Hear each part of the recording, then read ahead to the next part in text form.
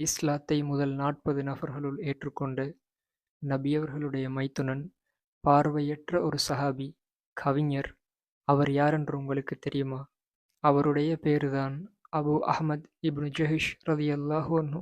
மக்காவில் பனூ அஸது குலத்தில் பிறந்த இவர்கள், அப்துல்லா இப்னு ஜஹ்ஷ் ரலியல்லாஹு அன்ஹு அவர்களுடைய சகோதரரும், நபியவர்களுடைய மனைவி ஸைனப் பின்த் ஜஹ்ஷ் ரலியல்லாஹு அன்ஹா அவர்களுடைய சகோதரரும் ஆவார்.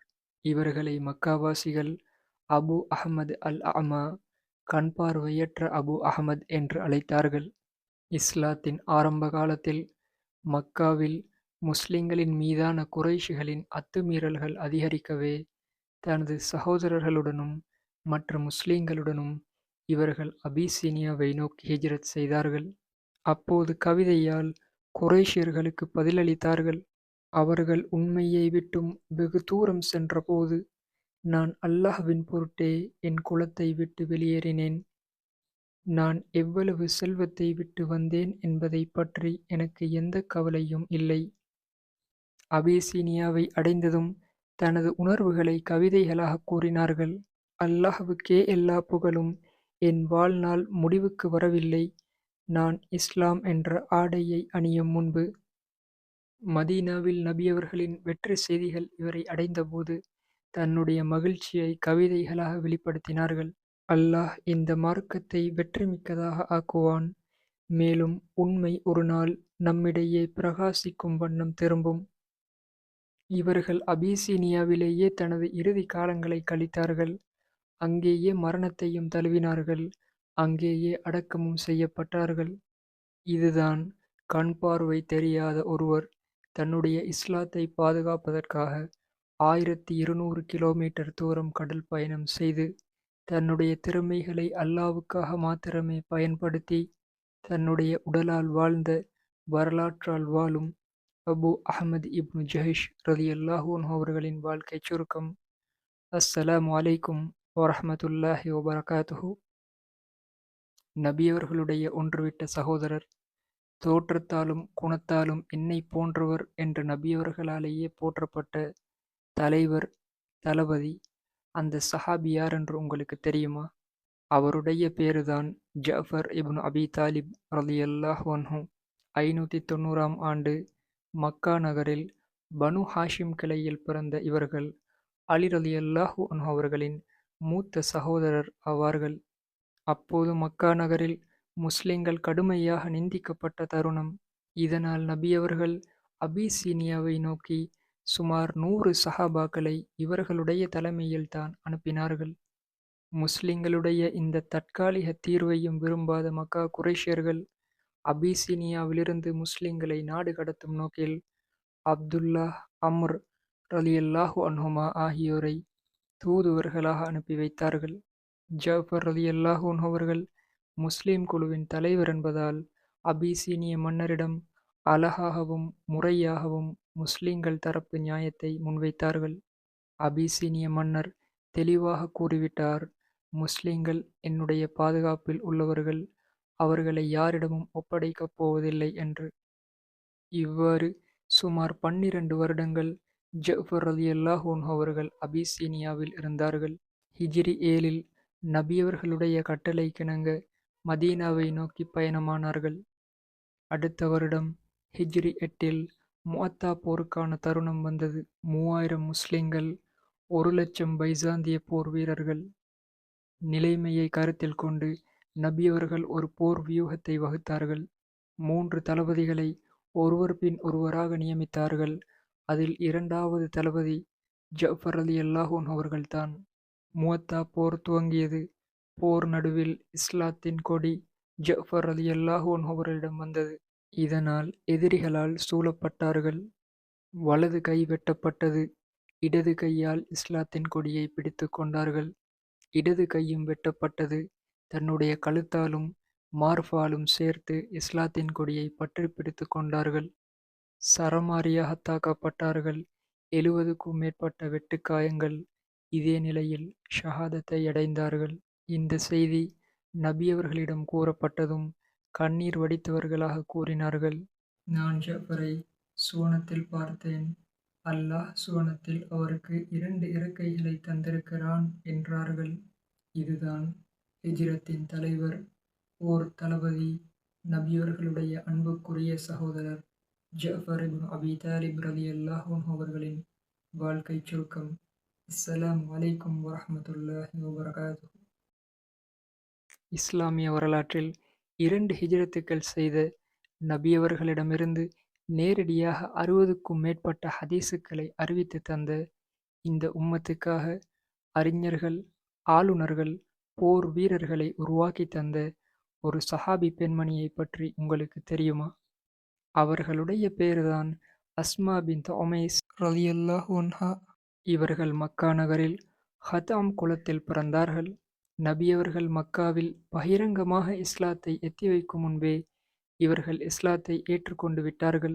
மக்காவில் ஆரம்பகால முஸ்லிம்கள் பல துன்பங்களை அனுபவிக்க நேர்ந்ததால் தங்களுடைய கணவர் ஜஃபர் இப்னு அபி தாலிப் ரலியல்லாஹு அன்ஹு அவர்களுடன் அபிசீனியாவை நோக்கி ஹிஜ்ரத் செய்தார்கள். அபிசீனியாவில் இவர்களுக்கு முஹம்மது, அப்துல்லா, அவுன் என்ற 3 குழந்தைகள் பிறந்தன. இவர்கள் தங்கள் கணவருடன் அபிசீனியாவில் சுமார் 12 வருடங்கள் இருந்தார்கள். நபியவர்கள் அபிசீனியாவில் இருந்த முஸ்லிம்களை மதீனாவை நோக்கி அழைத்ததும் ஹிஜ்ரி 7ஆம் ஆண்டு மதீனாவை நோக்கி திரும்பினார்கள். ஹிஜ்ரி 8இல் முஅத்தா போருக்கான தருணம் வந்தது. இவர்களுடைய கணவர் ஜஃபர் ரலியல்லாஹு அன்ஹு அவர்கள்தான் போருக்கு தளபதியாக நியமிக்கப்பட்டார்கள். யுத்தம் முடிந்ததும் கணவர் வீடு திரும்பவில்லை. ஷஹாதத்துக்கான செய்தி மட்டும்தான் வீடு திரும்பியது.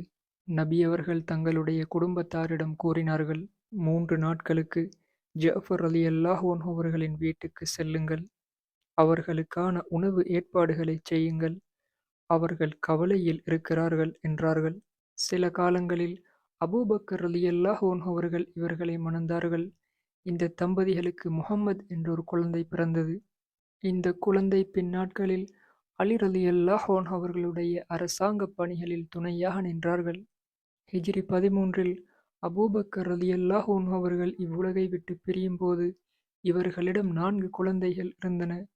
சில காலங்களில் இவர்களை அலி ரலியல்லாஹு அன்ஹு அவர்கள் மணந்தார்கள். இந்த தம்பதிகளுக்கு யஹ்யா என்ற ஒரு குழந்தை பிறந்தது. ஹிஜ்ரி 40இல் அலி ரலியல்லாஹு அன்ஹு அவர்களுடைய ஷஹாதத்துக்கு பின்பு சில காலங்களில் இவர்கள் உலகை விட்டும் பிரிந்தார்கள். இதுதான் தீரம், தியாகம், தாய்மை, அர்ப்பணிப்பு என்பவை கலந்த அஸ்மா பின்த் உமைஸ் ரலியல்லாஹு அன்ஹு அவர்களின் வாழ்க்கைச் சுருக்கம்.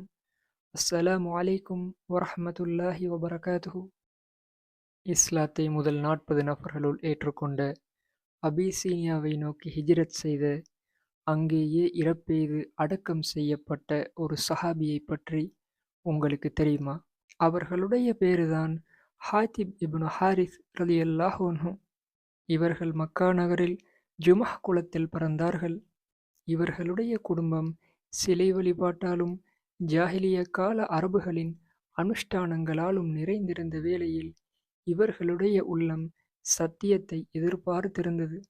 முஹம்மது நபி ஸல்லல்லாஹு அலைஹி வஸல்லம் அவர்கள் இஸ்லாத்தை நோக்கி அழைத்த உடனேயே இவர்கள் இஸ்லாத்தில் இணைந்து கொண்டார்கள். அப்போது மக்கா நகரில் நபியவர்கள் இஸ்லாத்தை பகிரங்கமாக பிரச்சாரம் செய்ய கூட முடியாத காலம். குடும்பத்தவர்களாகவே இருந்தாலும் இஸ்லாத்தை ஏற்றுக்கொண்டு விட்டால் அந்நியர்களாக கருதப்பட்டு ஒதுக்கி வைக்கப்பட்டிருந்த நேரம். அப்படியான தருணத்தில் முன்வந்து இஸ்லாத்தை ஏற்றுக்கொண்டார்கள். இதனால் அஸ்ஸாபிகூனல் அவ்வலூன், முந்திக் கொண்டவர்களின் பட்டியலில் இடம் பிடித்துக் கொண்டார்கள். மக்கா குறைஷியர்களின் அடக்குமுறைகள் எல்லைகள் கடந்தன. நபியவர்கள் முஸ்லிம்களை அபிசீனியாவை நோக்கி ஹிஜ்ரத் செய்ய கட்டளையிட்டார்கள். அப்போது ஜஃபர் ரலியல்லாஹு அன்ஹு அவர்களுடைய தலைமையில் அபிசீனியாவை நோக்கி ஹிஜ்ரத் செய்த 100 சஹாபாக்களுள் இந்த ஹாத்திப் ரலியல்லாஹு அன்ஹு அவர்களும் ஒருவர். அப்போது அந்த குழுவில் இவர்களுடைய மனைவி ஃபாத்திமா பின்த் அல் முஜல்லல் ரலியல்லாஹு அன்ஹா அவர்களும் இருந்தார்கள்.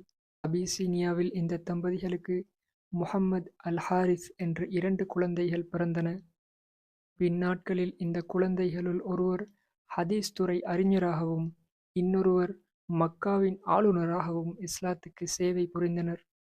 ஹாத்திப் ரலியல்லாஹு அன்ஹு அவர்களுடைய இறுதி தருணம் நெருங்கியது. அபிசீனியாவில் இருக்கும்போதே நோய்வாய்ப்பட்டார்கள். அங்கேயே இறப்பையும் தழுவினார்கள். அங்கேயே அடக்கமும் செய்யப்பட்டார்கள்.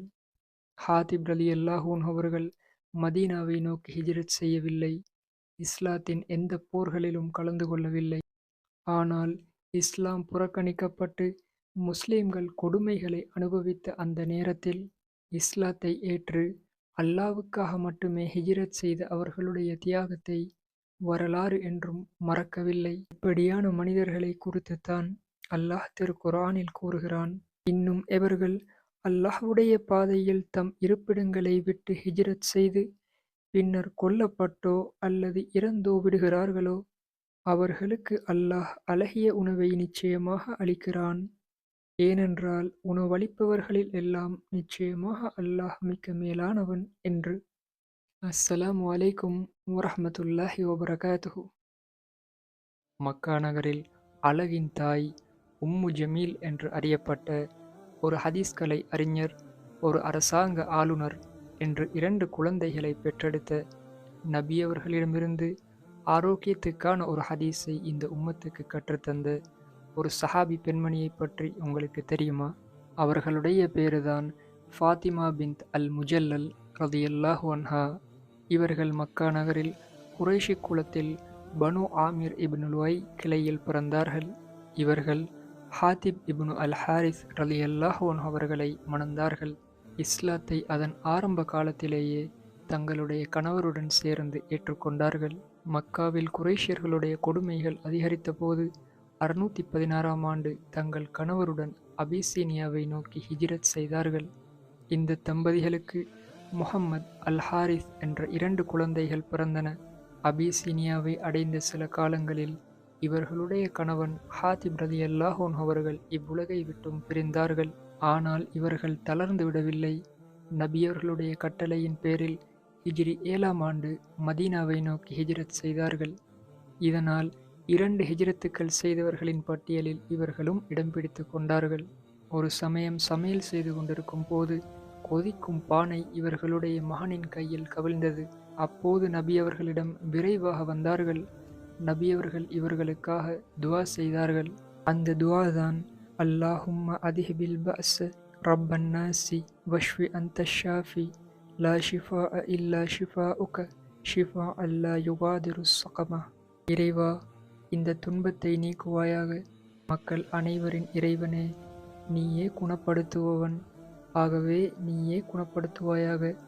உன்னுடைய குணப்பளிப்பை தவிர வேறு எந்த வகையான குணப்பளிப்பும் இல்லை. அதுதான் நோயின் எந்த தடயத்தையும் விட்டு வைக்காத முழுமையான குணப்படுத்துதல்.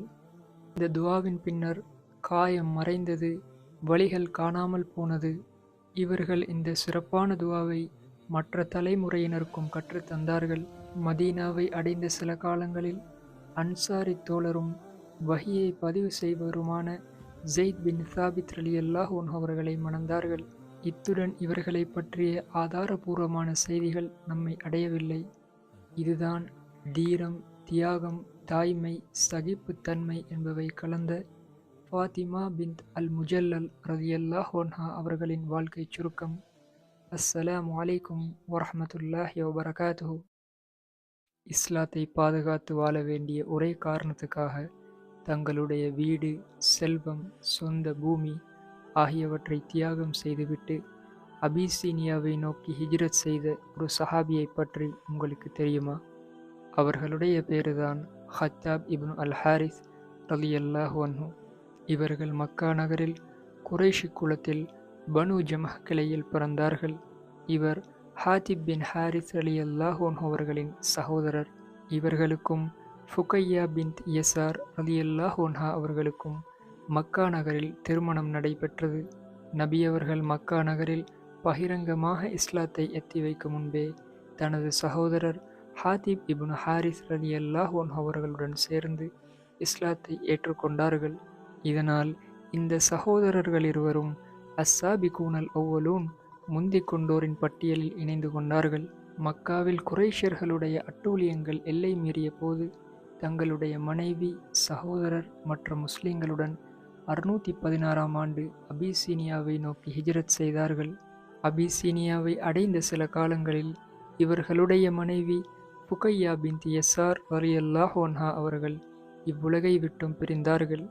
இவர்களுடைய சகோதரர் ஹாத்திப் இப்னு ஹாரிஸ் ரலியல்லாஹு அன்ஹு அவர்களும் சில காலங்களில் அபிசீனியாவிலேயே மரணத்தை தழுவினார்கள். இந்த சம்பவத்துக்கு பிறகு ஹத்தாப் இப்னு அல் ஹாரிஸ் ரலியல்லாஹு அன்ஹு அவர்களை பற்றி ஆதாரபூர்வமான செய்திகள் நம்மை அடையவில்லை. இதுதான் அமைதியின் சரிதை, தியாகத்தின் திறவுகோல், விசுவாசத்தின் விடுவள்ளி ஹத்தாப் இப்னு அல் ஹாரிஸ் ரலியல்லாஹு அன்ஹு அவர்களின் வாழ்க்கை சுருக்கம். அஸ்ஸலாமு அலைக்கும் வரஹ்மத்துல்லாஹி வபரகாத்துஹு.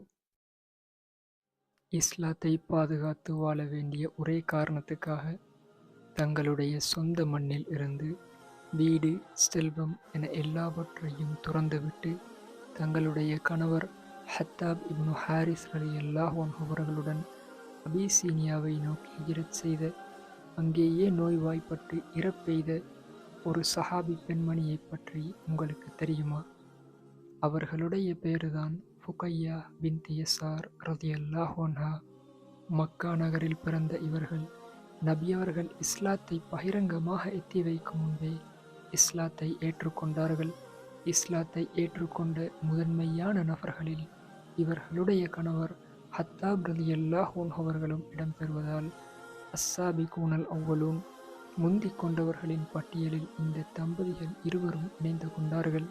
மக்கா நகரில் குறைஷியர்களின் துன்பங்கள் எல்லை கடக்கவே தங்களுடைய கணவர் ஹத்தாப் ரலியல்லாஹு அன்ஹு அவர்கள் மற்றும் முஸ்லிம்களுடன் சேர்ந்து சுமார் 1200 கிலோமீட்டர் தூரம் அபிசீனியாவை நோக்கி ஹிஜ்ரத் செய்தார்கள். அபிசீனிய நாட்டை அடைந்தார்கள். அந்நிய நாடு, பாசை, காலநிலை, உணவு, குடிபானம் என எல்லாம் சடுதியாக மாறியது. சில காலங்களில் நோய்வாய்ப்பட்டார்கள். அங்கேயே இறப்பெய்து அடக்கம் செய்யப்பட்டார்கள். இஸ்லாமிய வரலாற்றில் இவர்களை பற்றிய அதிகமான செய்திகள் பதியப்படவில்லை. இவர்களது இறுதி வார்த்தைகள் கூட பதியப்படவில்லை. அல்லாஹ்வின் பாதையில் தமது அனைத்தையும் தியாகம் செய்த ஒரு முஃமினான பெண்ணாக அமைதியாக வாழ்ந்து மறைந்தார்கள். இப்படியாக இஸ்லாத்தை முதன்மையாக ஏற்றுக்கொண்ட சஹாபாக்கள் உலக வரலாற்று புத்தகங்களில் வேண்டுமானால் பதியப்படாமல் இருக்கலாம். ஆனால் அல்லாஹ் இவர்களுடைய ஒவ்வொரு தியாகத்தையும் பதிவு செய்து வைத்திருக்கிறான். இதுதான் ஹிஜ்ரத்தின் அற்புதமான நிறம், தியாகத்தின் அமைதியான முகம், இறைவனின் அன்பான அடிமை ஃபுகையா பின்த் யஸார் ரலியல்லாஹு அன்ஹா அவர்களின் வாழ்க்கை சுருக்கம். அஸ்ஸலாமு அலைக்கும் வரஹ்மத்துல்லாஹி வபரகாத்துஹு. நபி அவர்கள் இஸ்லாத்தை பகிரங்கமாக எத்தி வைக்கும் முன்பே இஸ்லாத்தை ஏற்றுக்கொண்ட நபியவர்களுடன் பத்ர், உஹத், ஹந்தக் உட்பட அனைத்து போர்களிலும் கலந்து கொண்ட ஒரு அமைதியான வீரரை பற்றி உங்களுக்கு தெரியுமா? அவருடைய பேருதான் முஅம்மர் பின் அல் ஹாரிஸ் ரலியல்லாஹு அன்ஹு. இவர்கள் மக்கா நகரில் குறைஷி குலத்தில் பனு ஜமஹ் கிளையில் பிறந்தார்கள். இவருடைய தாயார் குதைலா பின்த் மதஊன் ரலியல்லாஹு அன்ஹா அவர்கள் உஸ்மான் பின் மதஊன், அப்துல்லா பின் மதஊன், உதாமா பின் மதஊன் ரலியல்லாஹு அன்ஹும் ஆகியோருடைய சகோதரியாவார்கள். மக்காவில் குறைஷியர்களின் துன்புறுத்தல்கள் எல்லை மீறிய போதும் முஅம்மர் ரலியல்லாஹு அன்ஹு அவர்கள் நிலைத்து நின்றார்கள். நபியவர்கள் மதீனாவை நோக்கி ஹிஜ்ரத் செய்ய கட்டளையிட்டதும் மதீனாவை நோக்கி ஹிஜ்ரத் செய்தார்கள். ஹிஜ்ரத்துக்கு பின் மதீனாவில் நபியவர்கள் சகோதர பிணைப்பை உண்டாக்கினார்கள். அப்போது முஅம்மர் ரலியல்லாஹு அன்ஹு அவர்கள் அன்சாரி சஹாபி முஆத் பின் அஃப்ரா ரலியல்லாஹு அன்ஹு அவர்களுடன் இணைக்கப்பட்டார்கள். முஅம்மர் ரலியல்லாஹு அன்ஹு அவர்களின் சிறப்பு அவர்கள் ஒரு போர் வீரர் என்பதுதான். பத்ர், உஹத், ஹந்தக் என அனைத்து போர்களிலும் பங்கேற்றார்கள். இவர்களது தொடர்ச்சியான அமைதியான சேவை, எளிமையான வாழ்க்கை இஸ்லாத்தின் வரலாறுகளில் இன்றும் மின்னுகிறது. நபியவர்களுக்கு பிறகு அபூபக்கர் ரலியல்லாஹு அன்ஹு அவர்களுடைய ஆட்சி காலத்தில் இவர்கள் அமைதியான ஒரு வாழ்க்கையை நடத்தினார்கள். உமர் ரலியல்லாஹு அன்ஹு அவர்களுடைய ஆட்சி காலத்தில் இவ்வுலகை விட்டும் பிரிந்தார்கள். இதுதான் நம்பிக்கை, வீரம், விசுவாசம், சகோதரத்துவம், உறுதி என்பவை கலந்த முஅம்மர் பின் அல் ஹாரிஸ் ரலியல்லாஹு அன்ஹு அவர்களின் வாழ்க்கை சுருக்கம். அஸ்ஸலாமு அலைக்கும் வரஹ்மத்துல்லாஹி வபரகாத்துஹு. நபியவர்களால் மதீனாவுக்கு நியமிக்கப்பட்ட முதலாவது தற்காலிக அமீர். இஸ்லாத்தை அதன் ஆரம்ப காலத்திலேயே ஏற்றுக்கொண்ட குடும்பத்தைச் சேர்ந்த ஒரு இளைஞர்.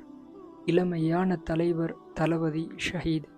அந்த சஹாபியார் என்று உங்களுக்கு தெரியுமா? அவருடைய பேருதான் அஸ்ஸாயிப் இப்னு உஸ்மான் ரலியல்லாஹு அன்ஹு. 600ஆம் ஆண்டு மக்கா நகரில் உஸ்மான் இப்னு மல்ஊன் ரலியல்லாஹு அன்ஹு அவர்களுக்கும் ஹவுலா ரலியல்லாஹு அன்ஹா அவர்களுக்கும் ஒரு குழந்தை பிறந்தது. அந்த குழந்தைதான் சாயிப் ரலியல்லாஹு அன்ஹு. இஸ்லாத்தை அதன் ஆரம்ப காலத்திலேயே ஏற்றுக்கொண்ட ஒரு குடும்பத்தில் இவர்கள் பிறந்தார்கள். உஸ்மான் இப்னு மல்ஊன் ரலியல்லாஹு அன்ஹு, அப்துல்லா இப்னு மல்ஊன் ரலியல்லாஹு அன்ஹு, குதாமா இப்னு மல்ஊன் ரலியல்லாஹு அன்ஹு, ஹவுலா பின்த் ஹகம் அஸ்-சுமையா ரலியல்லாஹு அன்ஹா என்று ஆரம்ப கால முஸ்லிம்களால் சூழப்பட்ட ஒரு குடும்பமாக இவர்களது குடும்பம் இருந்தது. மக்காவில் குறைஷியர்களின் துன்புறுத்தல்கள் எல்லை கடந்தபோது சாயிப் ரலியல்லாஹு அன்ஹு அவர்கள் தங்கள் குடும்பத்தினருடன் அபிசீனியாவை நோக்கி 617ஆம் ஆண்டு ஹிஜ்ரத் செய்தார்கள். அப்போது இவர்களுக்கு வெறும் 16 வயது மட்டும்தான். அபிசீனியாவில் 5 வருடங்கள் கழிந்தது. 622ஆம் ஆண்டு முஸ்லிம்களின் ஒரு குழு மதீனாவை நோக்கி திரும்பியது. அதில் இந்த சாயிப் ரலியல்லாஹு அன்ஹு அவர்களும் இருந்தார்கள். மதீனாவை அடைந்ததும் நபியவர்கள் ஒரு சகோதர பிணைப்பை உண்டாக்கினார்கள். அப்போது அன்சாரி சஹாபி ஹாரிசா பின் சுகாரா ரலியல்லாஹு அன்ஹு அவர்களுடன் இவர்கள் இணைக்கப்பட்டார்கள். ஹிஜ்ரி 2ஆம் ஆண்டு பத்ர் போருக்கு முன் நபியவர்கள் இராணுவ நடவடிக்கைகள் காரணமாக ஃபுவாத் படைப்பிரிவை தலைமை தாங்கி சென்றபோது இவர்களைத்தான் மதீனாவின் தற்காலிக அமீராக நியமித்தார்கள். அப்போது இவர்களுக்கு வெறும் 24 வயது மட்டும்தான். ஹிஜ்ரி 3ஆம் ஆண்டு இவர்களுடைய தந்தை உஸ்மான் இப்னு மல்ஊன் ரலியல்லாஹு அன்ஹு அவர்கள் இவ்வுலகை விட்டும் பிரிந்தார்கள். இந்த சோகம் மறைவதற்குள் பத்ர் போருக்கான தருணம் வந்தது. பத்ர் போரில் வீரமாக போரிட்டார்கள். இஸ்லாத்துக்காக உஹத், ஹந்தக் போர்களிலும் கலந்து கொண்டு ஒரு வீரராக தனது கடமையை செவ்வனே நிறைவேற்றினார்கள். நபியவர்களுடைய காலத்துக்கு பின் அபூபக்கர் ரலியல்லாஹு அன்ஹு அவர்களுடைய காலத்தில் நடைபெற்ற அல்-யமாமா போரில் ஹிஜ்ரி 12ஆம் ஆண்டு ஷஹாதத்தை தழுவினார்கள். அப்போது இவர்களுக்கு வயது வெறும் 35 மட்டும்தான். இதுதான் சிறு வயதிலேயே இஸ்லாத்தை ஏற்ற, இளமையில் ஹிஜ்ரத் செய்த, வாலிபத்திலே ஷஹாதத்தை அடைந்து கொண்ட அஸ்ஸாயிப் இப்னு உஸ்மான் இப்னு மல்ஊன் ரலியல்லாஹு அன்ஹு அவர்களின் வாழ்க்கை சுருக்கம். அஸ்ஸலாமு அலைக்கும் வரஹ்மத்துல்லாஹி வபரகாத்துஹு. இஸ்லாத்தை அதன் ஆரம்ப காலத்திலேயே ஏற்றுக்கொண்ட, தங்கள் குடும்பத்தினருடன் அபிசீனியாவை நோக்கி ஹிஜ்ரத் செய்த, அங்கேயே இறப்பெய்து அடக்கம் செய்யப்பட்ட ஒரு அஸ்ஸாபிகூனல் அவ்வலூன் சஹாபியை பற்றி உங்களுக்கு தெரியுமா? அவருடைய பேருதான் அல் முத்தலிப் பின் அஸ்ஹர் ரலியல்லாஹு அன்ஹு. இவர்கள் மக்கா நகரில் குறைஷி குலத்தில் பனு ஜுஹ்ரா கிளையில் பிறந்தார்கள். இவர்களது தாயின் வழியாக பனு ஹாஷிம் கிளையுடன் தொடர்பு படுகிறார்கள். நபியவர்கள் இஸ்லாத்தை பகிரங்கமாக எத்தி வைக்கும் முன்பே இவர்கள் தங்கள் மனைவி ரம்லா பின்த் அபி அவுஃப் அஸ்-ஸஹ்மியா ரலியல்லாஹு அன்ஹா அவர்களுடன் சேர்ந்து இஸ்லாத்தை ஏற்றுக்கொண்டார்கள். குறைஷியர்களின் துன்புறுத்தல்கள் எல்லை கடந்தபோது இவர்கள் தங்களது மனைவி மற்றும் சுமார் மற்ற 100 முஸ்லிம்களுடன் சேர்ந்து 617ஆம் ஆண்டு அபிசீனியாவை நோக்கி ஹிஜ்ரத் செய்தார்கள். அபிசீனியாவை அடைந்த சில நாட்களில் இந்த தம்பதிகளுக்கு அப்துல்லாஹ் பின் அல் முத்தலிப் என்ற ஒரு குழந்தை பிறந்தது. ஆனால் குழந்தை பிறந்த சில காலங்களில் முத்தலிப் ரலியல்லாஹு அன்ஹு அவர்கள் நோயுற்றார்கள். அபிசீனியாவிலேயே இறப்பெய்து அடக்கம் செய்யப்பட்டார்கள். இந்த முத்தலிப் ரலியல்லாஹு அன்ஹு அவர்களின் மகன் அப்துல்லா ரலியல்லாஹு அன்ஹு அவர்களுக்கு இஸ்லாமிய வரலாற்று புத்தகங்களில் ஒரு சிறப்பு இருக்கிறது. அதுதான் இஸ்லாமிய சட்டத்தின் அடிப்படையில் தனது தந்தையிடம் இருந்து வராசத் சொத்தை பெற்ற முதல் நபர் என்று. அதற்கு முன் அரபுகளுடைய ஜாஹிலிய வராசத் முறையே பின்பற்றப்பட்டு வந்தது. அந்த ஜாஹிலிய நடைமுறையை களைந்த முதல் குடும்பம் இந்த குடும்பம்தான். இதுதான் இஸ்லாத்துக்காக தங்களது குலப்பெருமைகளை தியாகம் செய்த, இஸ்லாத்தை கடைபிடிக்கும் வழியில் தங்களது உயிரையே அர்ப்பணித்த அல் முத்தலிப் பின் அஸ்ஹர் ரலியல்லாஹு அன்ஹு அவர்களின் வாழ்க்கை சுருக்கம். அஸ்ஸலாமு அலைக்கும் வரஹ்மத்துல்லாஹி வபரகாத்துஹு.